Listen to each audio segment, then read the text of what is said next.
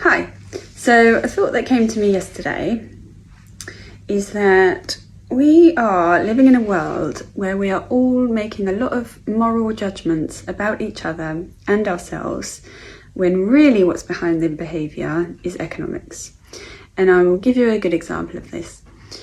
English people like to say, "Oh, I'm terrible at learning languages." And people from other countries will say, English people are lazy, they don't bother to learn other languages.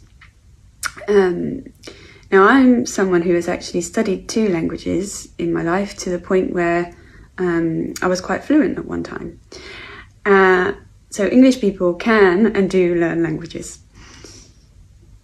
But the reason we're bad at it is because, as English speakers, English is the dominant language in the world, or one of, and we have no real economic incentive to learn. So I'll give you an example. Take Finland, for example. Very good at learning other languages. And that's because Finland has a very small population, smaller than the size of London. But they still need to be able to trade with other countries.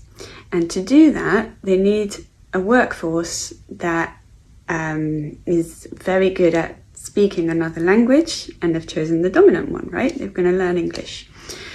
Because I guarantee no one else in the world is going to be learning Finnish.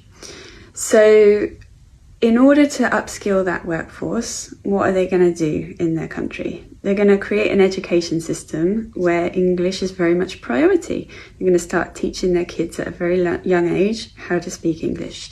They're also going to have, I imagine, lots of schools in Finland where you can, like, all of the teaching is done in English, and the kids are encouraged to speak English while they're at school.